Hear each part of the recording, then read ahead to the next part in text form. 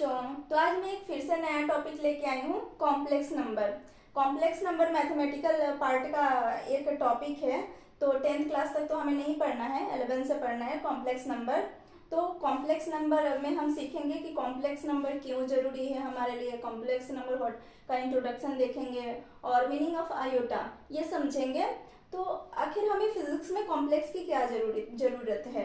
तो physics, all over physics तो math ही है। जिन बच्चों को अगर मैथ नहीं आता उसको फिजिक्स नहीं आती, क्योंकि मैथ को फिजिक्स का लैंग्वेज कहा गया है। अगर हमें फिजिक्स लिखनी हो तो हम कैसे लिखेंगे। तो फिजिक्स का एक फॉर्म होता है, वो है मैथमेटिकल फॉर्म।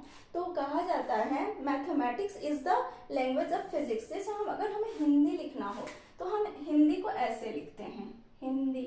इंग्लिश लिखना हो तो इंग्लिश को ऐसे लिखते हैं, दिस इज ए लैंग्वेज, ये तो लैंग्वेज है। इसी तरह फिजिक्स को हम कैसे लिखेंगे। तो फिजिक्स का लैंग्वेज होता है मैथ।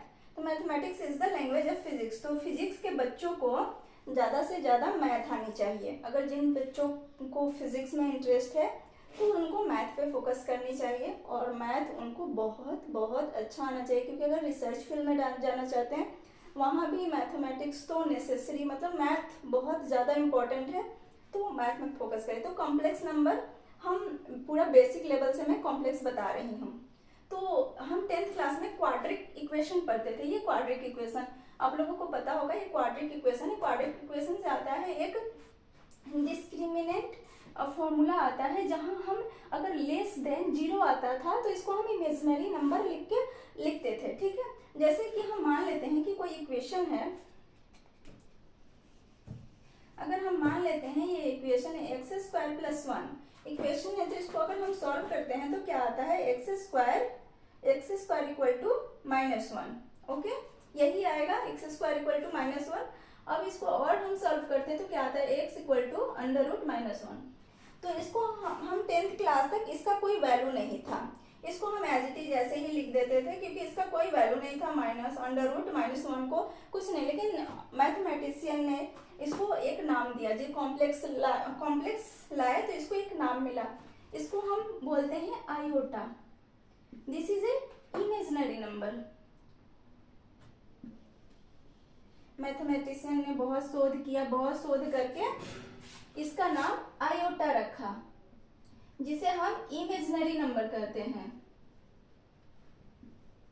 और ये इस होल चैप्टर को कॉम्प्लेक्स कहा गया, क्योंकि ये कॉम्प्लेक्स के अंदर ही इमेजिनरी नंबर, रियल नंबर, ये सब हम पता कर पाए। तो इसको मैथमेटिशियन ने कॉम्प्लेक्स नंबर कहा। जैसे कि और हम आगे सॉल्व करते हैं। यहाँ आता है, अगर हम √/-16 लेते हैं, एक नंबर एग्जाम्पल, सेकंड नंबर लेते हैं √/-4।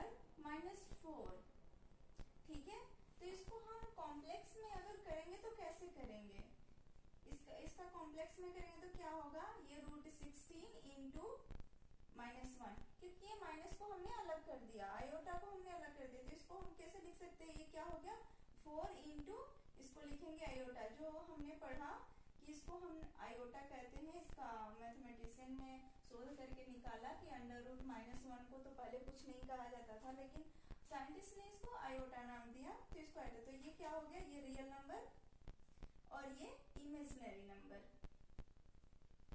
सिमिलरली इसको भी वैसे ही करेंगे, तो ये इसका क्या हो जाएगा, √4 मल्टीप्लाई -1, इसका क्या आ गया, 2 इंटू आयोटा। तो यहाँ क्या हो गया, real number and this is a imaginary number, complex. तो इसे ही हम कॉम्प्लेक्स कहते हैं। तो अब बात करेंगे आयोटा के बारे में कि आयोटा की क्या क्या वैल्यू है। तो हम मैथमेटिशियन ने आयोटा के बारे में कहा और आयोटा की वैल्यू बताई। अगर आयोटा सिंपली आयोटा है तो इसकी वैल्यू होती है आयोटा, और आयोटा स्क्वायर, मतलब आयोटा स्क्वायर रूट की बात करें तो आयोटा स्क्वायर होता है -1, आयोटा क्यूब होता है माइनस आयोटा, और आयोटा 4 होता है 1। तो ये वैल्यू, आयोटा की वैल्यू हमें मिल गई। मैथमेटिशियन ने हमें फाइंड करके कॉम्प्लेक्स नंबर में ये वैल्यू दे दी। ये वैल्यू बहुत इंपॉर्टेंट होता है क्वेश्चन सॉल्व करने में। अगर अगर ये वैल्यू हमें याद है तो इजीली क्वेश्चन बड़े से बड़े क्वेश्चन सॉल्व हो जाते हैं। तो ये बहुत काफ़ी इम्पोर्टेंट है, तो इसको याद कर लीजिएगा, ये बहुत इम्पोर्टेंट है। उसके बाद चलते हैं, क्या रियल नंबर और इमेजिनरी नंबर को हम प्लस कर सकते हैं या नहीं, या रियल नंबर और इमेजिनरी नंबर को हम माइनस कर सकते हैं या नहीं। तो चलिए वो देख लेते हैं। तो ये है 4 + 3i, क्या हम इसको माइनस कर सकते हैं? तो इसको हम माइनस नहीं कर सकते हैं क्योंकि ये रियल नंबर है और ये एक इमेजिनरी नंबर है। रियल नंबर और इमेजिनरी नंबर को हम प्लस नहीं कर सकते। अगर या तो रियल टू रियल हो तो हम इसको प्लस कर सकते हैं, या इमेजिनरी टू इमेजिनरी हो तो हम प्लस कर सकते हैं। ऐसे हम इमेजिनरी और रियल को प्लस नहीं कर सकते हैं, ये कॉम्प्लेक्स नंबर है। ओके, अगर ऐसे ही हमें 4 - 3i दिया हो तो क्या इसको हम सब्सट्रैक्ट कर सकते हैं? अगर हमें 4 - 3i दिया हो तो क्या इसको हम सब्सट्रैक्ट कर सकते हैं? तो इसको भी हम सब्सट्रैक्ट नहीं कर सकते क्योंकि ये रियल नंबर है और ये इमेजिनरी नंबर है, ये दोनों मिलके कॉम्प्लेक्स नंबर है। तो इसको हम सब्सट्रैक्ट और प्लस बिल्कुल भी नहीं कर सकते। इसको हम a + bi भी कहते हैं। This is a complex number. ये क्या है? कॉम्प्लेक्स नंबर है। चलिए अब आर्गन प्लेन पे हम देख लेते हैं कि आर्गन प्लेन पे ये कैसा होता है। आर्गन प्लेन तो सबको पता होगा, तो ये आर्गन प्लेन पे हम एक बार देख लेते हैं कैसा होता है। तो इसमें भी यही होता है, इसको हम एक्स एक्सिस करते हैं, इसको वाई एक्सिस करते हैं। तो ये हो गया हमारा इमेजिनरी और ये हो गया रियल। ये तो था basic information of complex number. तो ये सारी चीजें बेसिक थी। अगर किसी को पता है फिर आगे क्वेश्चन सॉल्व कर पाते हैं, नहीं तो नहीं कर पाते। जैसे कि यहाँ बताया 4 - 3i, तो अगर हमें ये मैंने बताया कि ये अगर आपस में जुड़ माइनस हो सकते हैं कि नहीं हो सकते हैं। तो जैसे आप लोगों को पता है कि एक रियल नंबर है और एक इमेजिनरी नंबर है, तो नहीं हो सकता, हम उसको एज इट इज लिखेंगे। तो ऐसे हमें बहुत सारी, मतलब ये बेसिक जितना भी बेसिक था उतना मैंने बता दिया। इसके बाद में एक क्वेश्चन लेके आई हूँ, वो क्वेश्चन सॉल्व करते हैं, देखते हैं कि वो क्वेश्चन क्या है। तो ये एनसीईआरटी का बहुत पॉपुलर क्वेश्चन है। तो चलिए इस क्वेश्चन को देखते हैं। क्या है? 4x + i 3xy = इतना दिया गया है, ठीक है, इतना दिया हुआ है। चलिए इसको हम सॉल्व करते हैं। तो कैसे सॉल्व करेंगे?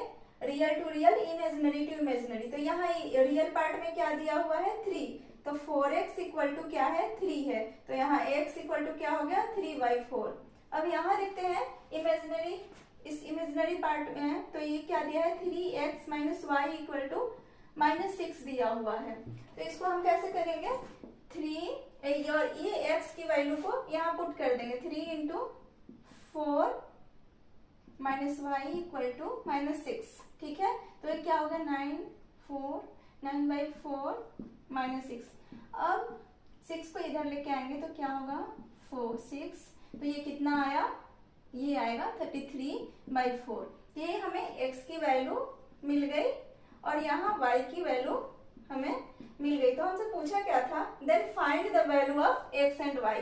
तो ऐसे हम इजिली क्वेश्चन सॉल्व कर सकते हैं, सेपरेट करके इमेजिनरी पार्ट को और रियल पार्ट को। तो आई होप मेरा वीडियो आप लोगों को बहुत अच्छा लगा होगा। कॉम्प्लेक्स नंबर मैंने इतने इजी वे में बताया। अगर और भी इजी और कोई डाउट हो तो प्लीज़ मुझे कमेंट करिएगा और चैनल को लाइक, सब्सक्राइब और शेयर करना बिल्कुल भी ना भूलें। तो थैंक यू।